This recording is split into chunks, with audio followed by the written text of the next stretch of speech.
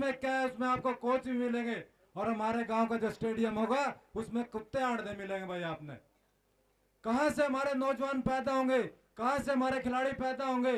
क्योंकि हम जान लोग हैं, अनपढ़ लोग हैं, और ये लोग यही चाहते हैं कि एक गांववासी, खास तौर पे गांववासी अनपढ़ रहे और ये कल को हमारे से रोजगार ना मांगे, हमारे से किसी बात का हिसाब किताब ना मांगे, ये आपसी लड़ाई झगड़ों में, शराब में डूबे रहे। आप किसी भी गांव के अड्डे पे जाइए भाई, आपको शराब का ठेका मिलेगा, क्योंकि उससे प्रदेश सरकार की, सेंटर सरकार की कमाई होती है, लेकिन पीने के पानी के लिए आपको कोई नलका नहीं मिलेगा भाई। ये हमारा दुर्भाग्य है भाई, और इस दुर्भाग्य का कारण सिर्फ एक ही है भाई, क्योंकि हम विभिन्न वर्ग में, विभिन्न जाति में, विभिन्न पार्टियों में जो बटे हैं। एक मिनट जी, एक मिनट। एसएचओ साहब, आप पंचायत में आके बदतमीजी ना करो। आप पंचायत में आके बदतमीजी ना करो। आप पंचायत की व्यवस्था बिगाड़ रहे हो। एसएचओ बैल, एसएचओ बैल और राजेंद्र जी, भारतीय किसान यूनियन, भारतीय किसान यूनियन, भारतीय किसान यूनियन, भारतीय किसान यूनियन, भारतीय किसान यूनियन, भारतीय किसान यूनियन, ये हमारी मांग है, हमारे हक की लड़ाई है, पीछे नहीं हटना, ये हमारी लड़ाई है। एसएचओ साहब, आप व्यवस्था खराब ना करो। एसएचओ साहब, आप व्यवस्था खराब ना करो। ये हमारे हक की लड़ाई है, ये हमारे हक की लड़ाई है साथियों, पीछे नहीं हटना। ये हमारे हक की लड़ाई है, ये हमारे हक की लड़ाई है, ये हमारी सड़क की मांग है, हमारी हक की लड़ाई है, ये लड़ाई हमारे हक की है। कोई पीछे नहीं हटेगा, कोई अपने पीछे नहीं हटेगा। सबको किसान नेता की कसम है।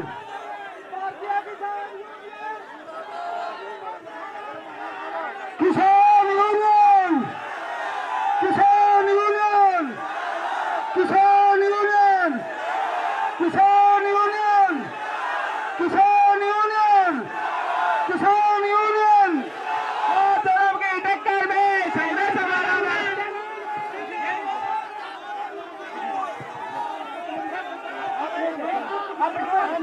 आप सभी साथी शांति बनाए एक बार।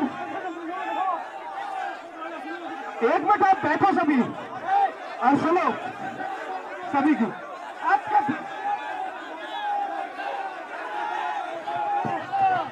पुलिस प्रशासन से निवेदन है, पंचायत का पंडाल खाली कर दे। पुलिस प्रशासन पंडाल खाली कर दे। लॉ एंड ऑर्डर ना बिगाड़े पुलिस प्रशासन। पुलिस प्रशासन पंडाल खाली कर दे। पुलिस प्रशासन पंडाल खाली कर दे। पुलिस प्रशासन पंडाल खाली करे। पुलिस व्यवस्था बिगाड़ रही है। एसएचओ बैल, एसएचओ बैल व्यवस्था बिगाड़ रहे हैं। एसएचओ बैल, पुलिस से निवेदन है, हमारा झगड़ा नहीं है आपसे, आप पीछे हटो, आप पीछे हटो। सारे बैठोगे भाई, सारे बैठ जाओ भाई, सारे बैठ जाओ, सारे बैठ जाओ भाई, सारे बैठ जाओ।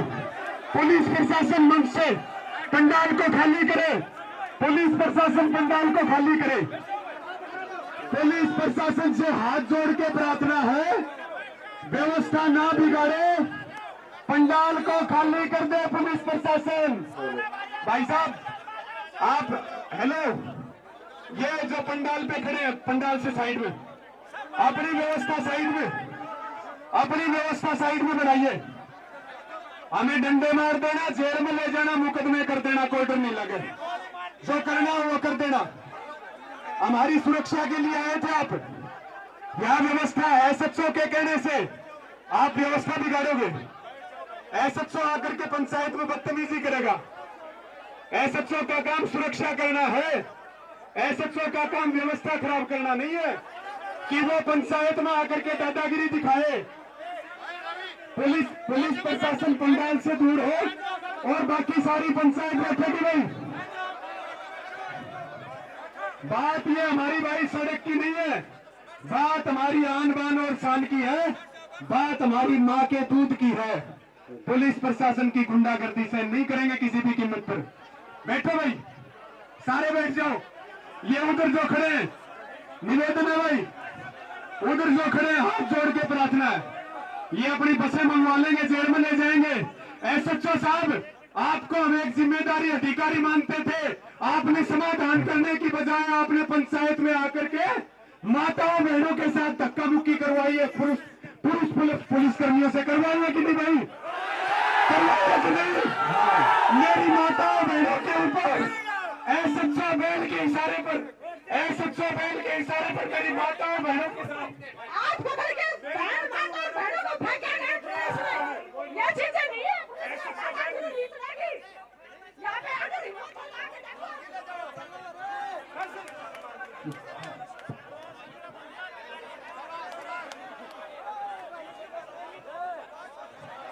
ये प्रशासन ध्यान से सुन ले, हमने ये कसम खाई है, रवि देखे, हमने ये कसम खाई है 72 साल के दुख दर्द सहने के बाद, और आज एक आदमी हमारे पास बैठता तो चंडीगढ़ तक का प्रशासन ही देता है।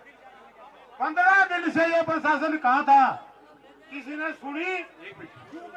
यहाँ जितने भी धरने पर लोग बैठे हैं, गांव में फोन करो और सबको यहाँ बुलाओ। बात सड़क की थी एसएचओ बैल के कहने से पुलिस अधिकारियों ने मेरी माताओं बहनों के साथ धक्का मुक्की की, लॉ एंड ऑर्डर खराब करने की कोशिश करी गई, व्यवस्था बिगाड़ने की कोशिश की गई, लठ लेकर के व्यवस्था बिगाड़ने की कोशिश की। ये बात बहुत दूर तक जाएगी जो एसएचओ बैल ने शुरुआत करी है। एसएचओ बैल ने जो शुरुआत करी है और एसएचओ बैल ने जो शुरुआत की है, बात बहुत दूर तक जाएगी। मेरी माताओं बहनों के बीच आकर के सारे इसकी वीडियोग्राफी करवा रहे, किसने क्या बदतमीजी करी, सारे की सारी रिकॉर्डिंग है हमारे पास। एसपी साहब बैठे और दूसरे अधिकारी बैठे, किसने आकर के पंचायत की व्यवस्था भंग की है, और सब फोन करके और यहाँ पर जो है अपनी तैयारी करो। बैठ जाओ, सारा साथ बैठ जाओ। आप के साथ प्रेम से करो। ये हमारे हक की लड़ाई है, हम फांसी पर झूल सकते हैं, आपकी दादागिरी सहन नहीं करेंगे। सुनील पहलवान जी कान खोल के सुन लो, आप भारतीय किसान यूनियन के पट्टे पर आए हो, भारतीय किसान यूनियन के पट्टे पर आए हो आप सुनील पहलवान जी। आप लठ लेकर के और दादागिरी दिखाएंगे यहाँ पंचायत में। आप इतने बड़े अधिकारी हो गया कि यहाँ हमारे ऊपर बुलडोजर चढ़ाओगे। भाई सारे के सारे मेरे किसान भाइयों से निवेदन है, भाई सारे बैठ जाओ, एक एक जना बैठ जाओ भाई, एक एक जना बैठ जाओ भाई।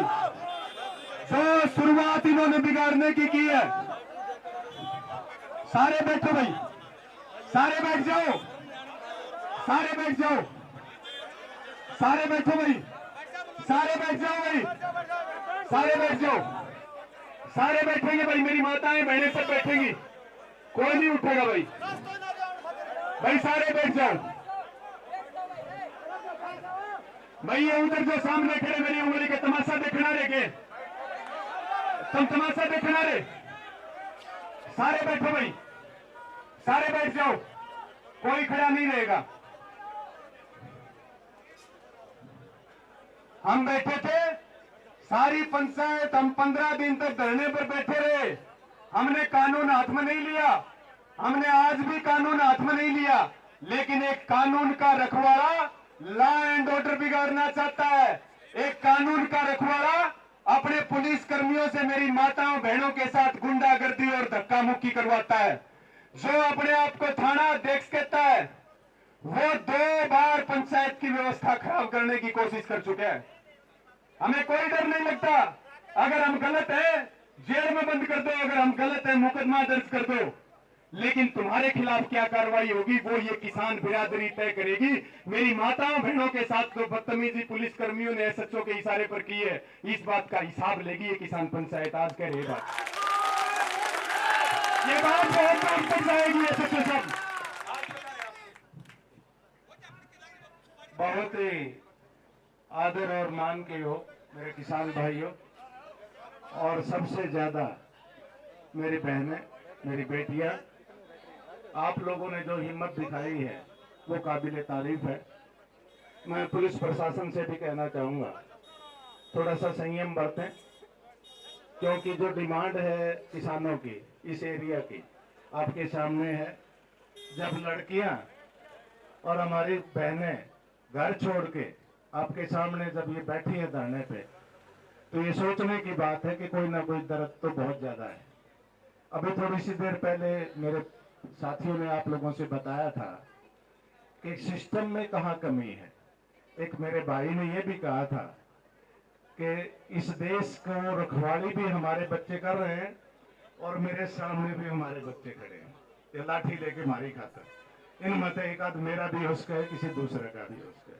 यानी हमारी लड़ाई किसने करवाई, ये सोचने वाली बात है। उधर जो खड़े हैं वो हमारे बच्चे, इधर जो बैठे हैं या तो इनके बाप हैं या इनके चाचे ताऊ हैं, इधर बैठी हैं ये इनकी बहनें हैं या इनकी माता है। ये समस्या इस पूरे देश की है। यहां 3-4 करोड़ की बात है, शायद पूर्णतः इतना पैसा लग जाए। और परसों की बात बताऊं मैं, प्रशासन, मेरा इंस्पेक्टर भाई भी सुन रहा होगा, परसों एक मुख्यमंत्री आया था, वो हमारे 90 में से है। और प्लीज एक मिनट, उसके लिए पेंडे मंगवाए गए पानी के, कितने करोड़ के थे सोचिए। मेरे भाइयों आप भी सोचिए जो लाठी लिए खड़े हैं, मेरी बेटियां भी सोचिए जो बेल्ट बांधे खड़ी हैं, वो कितने करोड़ के थे। और हमारी बहनें कितना पैसा मांग रही हैं, 20-30 लाख कोई ज्यादा नहीं होता। और वो पेंडे पेंडे आपको पता नहीं है, आपको पता हो मैं बताता हूं आपको, 200 करोड़ के। क्या मतलब है? क्या हम उनके लिए करते रहेंगे? आपकी लाठियां हमारे पे चलेंगी, उन बदमाशों पे नहीं चलेंगी जो हमारे पैसे को खा करके और इस तरीके से बर्बाद कर रहे हैं। आप लोगों को भी समझना पड़ेगा।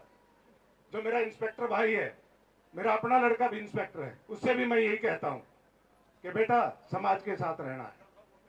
ये समाज आपका है, मैं पहचान करवाना चाहता हूं आपको। आप में से कोई न कोई हमारी बच्ची भी है, आप में से हमारे बेटे भी हैं। हमारे को मार सकते क्योंकि ऊपर से आदेश, क्योंकि आपको तनख्वाह लेनी है, लेकिन ये तनख्वाह का स्वाद छोड़ना पड़ेगा। आपको भी इनके साथ होना पड़ेगा। आपके बच्चे भी कल को इसी बात के अंदर रहेंगे। रोजगार की बात चलाइए आप। क्या 6 साल में वर्तमान सरकार में किसी की बड़ाई नहीं करता, और पिछली सरकारों ने क्या रोजगार की बात कही है? बताइए मेरे साथियों, आप लोगों ने किसी युवा के लिए रोजगार की बात कही है?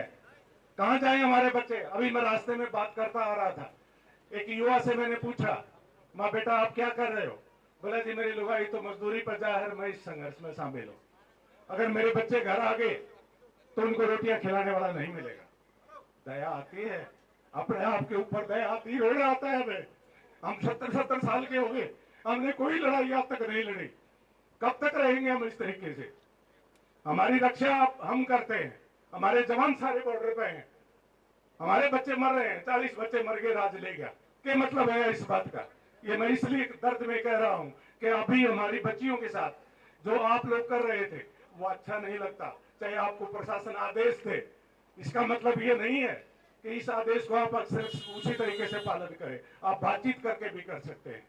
बड़े शर्म की बात है, इस देश को आजाद हुए 70 साल हो गए, क्या हमने आजादी को महसूस किया है? आजादी यूं बंद हो जाती है, हमें ही हमारे मार रहे हैं। आपको यकीन नहीं होगा अगर मैं इतिहास सुनाने लगूं। हमारे इतिहास में 5 अंग्रेज आए थे केवल, और 5 ने हमारे में से 5-5 रुपए देके 8-8 देके हमारे को आपस में मरवाया और हमारे पे 200 साल तक राज किया। आज 70 साल से ये राज कर रहे हैं। एक दिन वो भी आएगा जिस दिन मेरे पुलिस के भाई भी समझेंगे कि व्यवस्था में हम गड़बड़ करने में शामिल हैं, इसको ठीक करने में शामिल नहीं है। कब समझेंगे आप? क्योंकि शिक्षा हम अच्छी नहीं दे रहे। मैं शिक्षक भी रहा हूं, हमने शिक्षा दी है बच्चों को। व्यवस्था जब तक परिवर्तन नहीं करेंगे, और उसमें आप लोगों को शामिल होना पड़ेगा, मेरे फौजी भाइयों को भी शामिल होना पड़ेगा। जिस दिन क्रांति आएगी देश में, उस दिन जाके इस देश का हाल होगा। वरना भाइयों आप भी हमारे साथ हैं, लठ मार ले तैयार बैठे हैं, किसका मारोगे? हमारे सामने कोई चाचा बैठा है, कोई ताऊ बैठा है, मार लो लठ, क्या होगा उन लठ मारने से? हमें अंदर भी कर दो, लेकिन यह सड़क तो कोई नहीं बनाए। अगर आप लोगों भी थोड़ी सी हिम्मत करो तो भाई हम लठ मारेंगे तो सब मारा किसके, या बताओ। यहाँ 15 दिन से बैठे हैं लोग, कोई समस्या है आपके सामने? जो समस्या है वो रख रहे हैं, प्रशासन क्यों नहीं जाग रहा? मैंने अभी डीसी साहब से बात की है 10 मिनट पहले।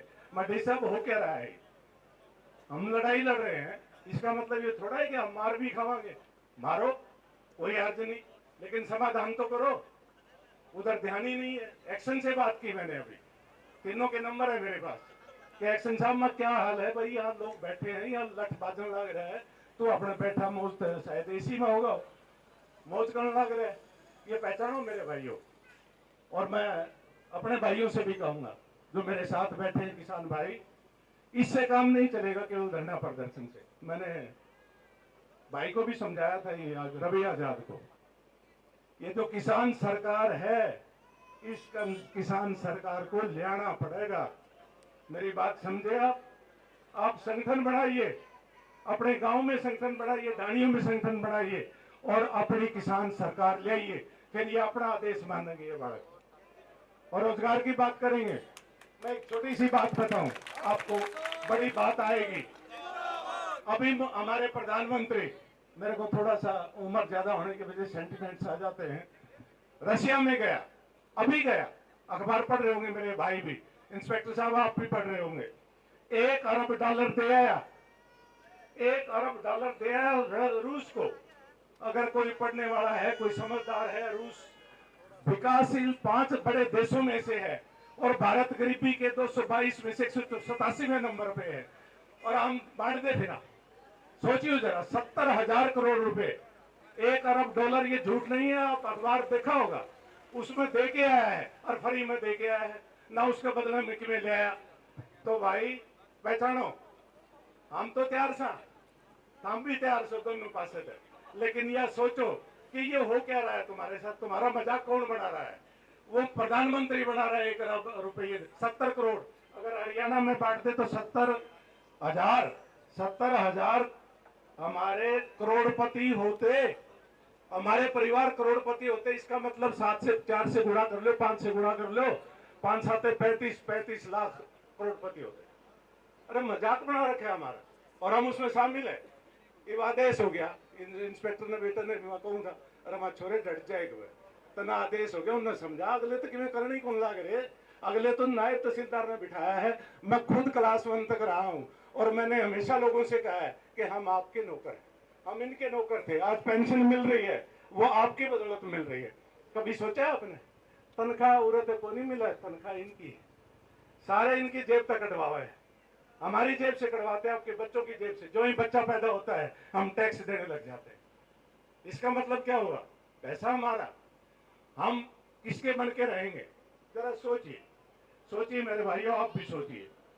और मैं युवाओं से विशेष तौर पे कहूंगा कि पढ़ना है तो माइन्यूटली अध्ययन कीजिए, एक एक बात का अध्ययन कीजिए, तब जाके आपको पता लगेगा।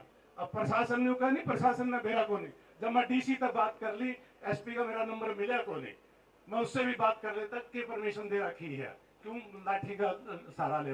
हमने तो हमारे बराबर 5 बजे तक बिठावाएंगे, फिर यू उस तक बात करेगा डीसी तक कि भाई मेरे गले जावड़ नहीं है, वो फिर तमना आदेश देगा। अरे भाई 5 बजे के बाद में हम भी छुट्टी कराएंगे इसकी, इसने कोई जेल थोड़ी कर दी, हमारे बराबर बिठाया, बात कर ले भाई, हमारी या दुविधा दूर कर दे, के देर लगे।